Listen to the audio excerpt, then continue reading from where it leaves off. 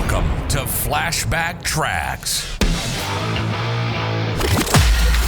Travel back in time each Friday to an era of big hair, leg warmers, and Walkmans. Far out. Veg out with some clips from Downtime Broadcasting's promotional audio cassette magazine from the 80s and 90s, right here on the World Wide Web.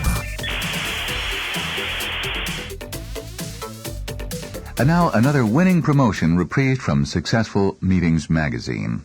Let the destination shine. Joyce Bisbert, president of MICA of Farmington, Connecticut, says, if the destination is exotic enough to turn people on all by itself, you can cut back on promotion expenses.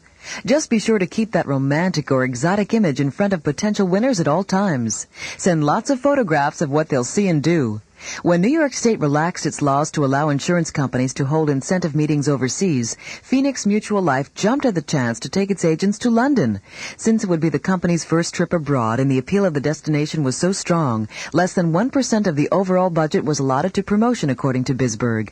The London contest was kicked off during the final night banquet of a trip to Florida. The lights went down for the audio-visual presentation, and the crowd went wild when they saw the first slide, a picture of Big Ben.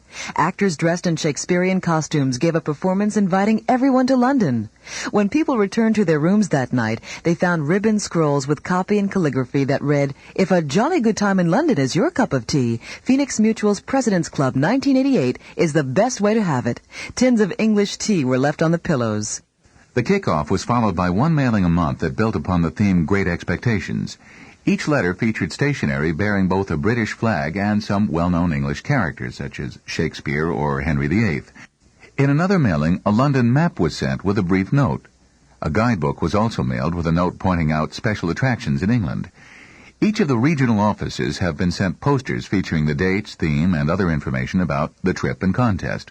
The company is also plugging the contest on everything it sends out to agents.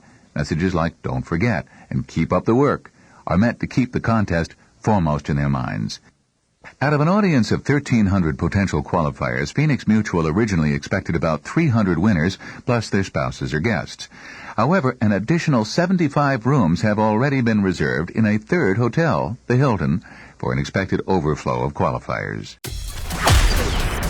Travel back in time with us next Friday as we share more clips from the 80s and 90s on another rad episode of Flashback Tracks, exclusively on Promo Corner. Time to bounce.